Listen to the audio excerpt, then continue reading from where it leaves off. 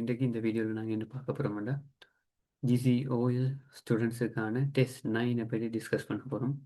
So test 9ல் 2-3 types questions வந்திருந்தாலும் so இதில் நாங்கள் ஒரு டைப் கொஷனை வச்சு டிஸ்கஸ் பண்ண போகிறோம். ஸோ இப்போ இதில் டெஸ்ட் 9ல் ஒரு கொஷின் கொண்டு வந்திருக்கோம். இல்லை பாருங்கள், read the text and underline the most suitable word given within the brackets. So read the டெக்ஸ்ட்டை வாசிக்கலாம் and underline the most suitable word. சூட்டபிளான வேர்டை அண்டர்லைன் பண்ணட்டான். ஸோ அண்டர்லைன் பண்ணப்பட்டு தான் சொல்லியிருக்கு. ஸோ ஃபில் இன் த பிளாங்க்ஸ்ன்னு சொல்லல, பிளாங்கை ஃபில் பண்ண சொல்லல. சில பேர் பிளாங்கை கண்டோடனே ஆன்சர் எழுதிடுவாங்க. ஸோ ஸ்கீமில் எப்படி வர மாட்டா, சிலது பிளாங்க்ல ஆன்சர் எழுதியிருந்தால் அவங்களோட ஸ்பெல்லிங்கை வந்து செக் பண்ண சொல்லி. ஸோ இப்போ பரோவண்டது ஆன்சராக இருக்குமாண்டா, பரோவண்ட் இதில் எழுதியிருக்காங்க பிளாங்க்லேருந்தா அந்த பரோவண்ட ஸ்பெல்லிங் வந்து கரெக்டாக இருந்தால் அதுக்கு மார்க்ஸ் கொடுப்பாங்க. அப்படி இல்லைன்னா இல்லை. ஸோ சம்டைம்ஸ் அப்படி ஸ்கீமில் வராது. ஸோ உங்களோட இன்ஸ்ட்ரக்ஷனை கண்டிப்பாக வாசித்து அதுக்கேற்ற மாதிரி ஃபாலோ பண்ணுங்க. So read the text and underline the most suitable word given within the brackets. So start பண்ணுவோம். லாஸ்ட் மண்டே, ஸோ கடந்த திங்கட்கிழமை. ஸோ இது ஒரு பாஸ்ட் டென்ஸில் வரப்போகுது. So last Monday I went to the bank. So நான் பேங்க்குக்கு போனேன். Four 200 என்ன யூஸ் பண்ணப்பட்டிருக்கேன், எங்கே போனான். ஸோ என்னத்துக்கு போனான். So I went to the bank to dash some money. So இதில் பாருங்கள், பரோ, டிபாசிட், வித்ட்ரோ. ஸோ பரோன்றது இரவல் வாங்குறது, டிபாசிட்ன்றது பணத்தை வைப்பு செய்கிறது, வித்ட்ரோன்ற பணத்தை எடுக்கிறது. Some money to dash my old shop next to the primary school. So old ஷாப்புக்காக. ஸோ இதில் பாருங்கள், பிரேக்கெட்டுக்கு renovate, construct, break down. So last Monday அவர் பேங்க்குக்கு போயிருக்கிறார். ஸோ ஒரு ஷாப்புக்காக கண்டிப்பாக டிபாசிட் பண்ண போயிருப்பாரா அல்லது வித்ட்ரா பண்ண போயிருப்பார். ஸோ அது எங்களுக்கு ஃபிக்ஸ் பண்ண முடியல. ஸோ இங்கே வாசிச்சு பார்த்துட்டு வரோம். Some money to dash. So ரெனோவேட்ன்றது ஒரு பழைய பில்டிங்கை திரும்ப புனர்நிர்மாணம் செய்கிறத ரெனோவேட்னு சொல்லுவோம். கன்ஸ்ட்ரக்ட்ன்றது புதுசாக கட்டுறது, ஒரு பில்டிங்கை புதுசாக கட்டுறது கன்ஸ்ட்ரக்ட். பிரேக் டவுன்னா அந்த பில்டிங்கை ஃபுல்லாக தரமட்டமாகிற, ஸோ இடிக்கிறது. ஸோ அதை பிரேக் டவுன்னு சொல்கிறோம். So break down my old shop next to the primary school. My old shop. So இதுலேயே ஓல்டுன்னு வந்திருக்கு. ஸோ அப்படியும் அவர் கன்ஸ்ட்ரக்ட் என்று கேட்க மாட்டேன், பிரேக் டவுனும் கேட்க மாட்டேன். ஸோ சூட்டபிளான அந்த லெக்சிஸ், அதாவது vocabulary வந்து renovate. So second question answer is renovate. First கொஷனுக்கு நாங்கள் ஃபைன் பண்ணணும். So how much do you hope to. So எவ்வளவு யூ ஹோப் டு, எவ்வளோ எதிர்பார்க்குறீங்க dash for your project. So ப்ரொஜெக்ட்டுக்கு என்ன மாதிரி இப்படி கேள்வி கேட்டால், ஸோ இதில் பாருங்கள் என்ன ஆன்சர் கொடுக்கலாம். Spend, save, lend. ஸ்பெண்ட் செலவழிக்கிறது, சேவ்ன்றது சேமிக்கிறது, ஸோ லெண்ட் இரவல் வழங்குறது. ஸோ இங்கே இரவல் வழங்குறத பற்றி கதைக்கணும். So how much do you hope to dash for your project. So how much do you hope to spend, எவ்வளவு செலவாகும் ஃபார் யுவர் ப்ராஜெக்ட். எவ்வளவு சேவ் ஆகும்னு கேட்க மாட்டாங்க, எவ்வளோ இலவர் வாங்குறதுன்னு கேட்க மாட்டாங்க. So ask the dash in a friendly way. So dash யார் ஒரு ஆள் அவங்கள்ட்ட கேட்குறாங்க. ஸோ யார் வந்து கேட்குறாங்கன்னு பிரேக்கெட்டுக்கு பாருங்க. ஒன்று security officer, cashier, receptionist. So security officer வந்து எப்படி பெங்களூரில் செக்யூரிட்டி ஆஃபீஸர் கண்டிப்பாக இந்த கேள்வியை கேட்க மாட்டேன்.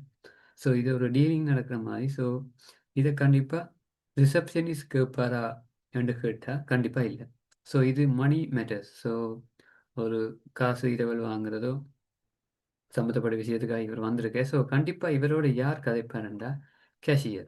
ஸோ பேங்கில் மணியை டீல் பண்ணுறதுக்காக கேஷியர்ஸ் இருப்பாங்க. ஸோ இவர் அந்த கேஷியரோட ஒரு டயலாக்கை பில்ட் பண்ணி கொண்டு இருக்கார். ஸோ இவர் டீல் பண்ணுறது வந்து ஒரு கேஷியரோட.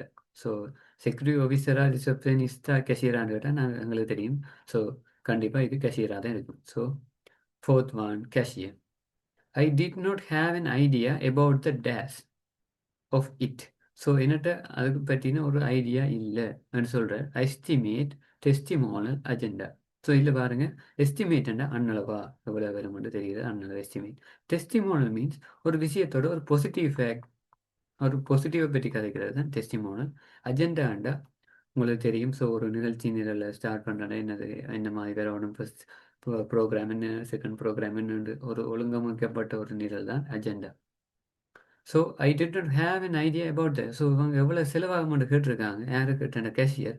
ஸோ எஸ்டிமேட்ன்றது தான் கரெக்டான vocabulary. So I did not have an idea about the estimate. எவ்வளவு அன்னளவாக வருமானு எனக்கு தெரியாதுன்னு சொல்கிறேன். I thought of starting the work and finishing it with the money I had. So இவன் நினைச்சிருக்கிறார் starting the work and finishing it. So வேலையை துவங்கி முடிக்கிறதுக்கு it with the money I had, என்னட்ட எவ்வளவு பணம் இருக்கோ அதை வச்சு இந்த வேலையை முடிப்ப மட்டும் அவர் நினைச்சிருக்கார். So I dares not to hear her. I dares not to hear her. not to hear, so இல்லை அவங்களே கேட்காமன்னு சொல்லப்பட்டிருக்கு. ஸோ இதில் ப்ரிட்டண்டட் பாசாங்கு செய்கிறது, கேட்குற மாதிரி நடிக்கிறது, படிக்கிற மாதிரி நடிக்கிறது. ஸோ அதுகளை ப்ரிட்டண்டட்னு சொல்லலாம். அமெண்டட் அண்ட் அவனோட ஸ்டார்ட் பண்ணுறது. எக்ஸ்டெண்டட் அண்டா அவனோட விரிவுபடுத்துறது. ஸோ ப்ரிட்டண்டட் அண்டா நடிக்கிறது. So I days amended or pretended or extended not to hear her. So கேட்காத மாதிரி இருக்கிறதுண்டா pretended. So I pretended not to hear her.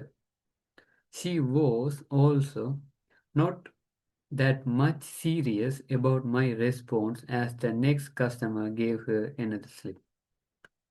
So அவங்க என்ன சொன்னாங்க, she also not that much serious, அவங்க அவ்வளோ சீரியஸாக இருக்கையில் about my response, தன்னுடைய ரெஸ்பான்ஸை பற்றி. as the next customer gave her another slip. ஏனண்டா இன்னொரு கஸ்டமர் ஸ்லிப்பை கேட்டோன்னா அவங்க அந்த ரெஸ்பான்ஸுக்கு சீரியஸான மாதிரி தெரியல, ஸோ அட்டென்ஷன் பண்ணுற மாதிரி தெரியலன்னு சொல்லப்பட்டிருக்கு. ஸோ நாங்கள் எங்களோட ஆன்சர் வந்து ப்ரீட்டண்டட். ஸோ இவர் என்னத்துக்காக இந்த பேங்க்குக்கு வந்திருப்பார்? இரவல் வாங்குறது. So last Monday I went to the bank to borrow. So last Monday I went to the bank to borrow. So இதில் பாருங்க answers: borrow, renovate, spend, cashier, estimate, pretended. So test 9ல் எப்படிப்பட்ட டைப் கொஷின்ஸை நீங்கள் செய்யணும்னா கண்டிப்பாக உங்களுக்கு vocabs தெரிஞ்சிருக்க வேணும். ஸோ vocabs தெரிஞ்சிருந்தால் நீங்கள் இந்த ஆன்சர்ஸை கெஸ் பண்ணி கொள்ளலாம். வேறு எந்த ஒரு எக்ஸ்ட்ரா நாலேஜும் இதுக்கு தேவையில்லை. நார்மலாக உங்களுக்கு vocabs தெரிஞ்சிருந்தாலே இதை ஃபில் பண்ணலாம். பாருங்கள், vocabs வச்சு தான் நாங்கள் இதை ஃபில் பண்ணாங்க. ஸோ குறிப்பிட்ட vocabs நீங்கள் ஸ்டடி பண்ணி வச்சுக்கிறது இந்த மாதிரி கொஷின்ஸுக்கு உங்களுக்கு ஆன்சர் பண்ண ஹெல்ப் பண்ணும். ஸோ டெஸ்ட் 9 கொஷின்ஸை நீங்கள் சக்ஸஸ்ஃபுல்லாக வின் பண்ண வேணும்னா உங்களுக்கு vocabs நாலேஜ் இருக்க வேணும். ஸோ vocabஸால் டெஸ்ட் 9க்கு மட்டும் இல்லை, ஸோ நாங்கள் ஒரு எஸ்ஏ ரைட்டிங்னாலும் சரி, ஸோ ஒரு ஜுனிக்காக எங்களோட ரைட்டிங்கை காட்டணும்ன்றாலும் எங்களுக்கு vocabs லெக்ஸிஸ் தெரிஞ்சிருக்க வேணும். ஸோ இப்படிப்பட்ட vocabs இருந்தாலே நாங்கள் இதை வச்சுக்கொண்டு நாங்கள் எஸ்ஏ எழுதும்போது நல்ல ஒரு அவுட்புட்டை கொடுக்கலாம் கொஷின்ஸுக்கு. ஸோ டெஸ்ட் 9ஓட சக்ஸஸ் உங்களோட vocabulary-ல தங்கி இருக்கு. ஸோ டெஸ்ட் 9 இப்படிப்பட்ட ஒரு டைப் கொஷின் மட்டும் இல்லை, ஸோ வேறு டைப்ஸும் இருக்குது. ஸோ அப்கமிங் வீடியோஸில் நான் என்னோட டைப் கொஷின்ஸு உங்களுக்கு அப்லோட் பண்ணுறேன். ஸோ ஏதும் டவுட்ஸ் இருந்தால் மெசேஜ் பண்ணுங்கள் ஓ கமெண்ட் பண்ணுங்கள். Thank you. Good luck for your exam.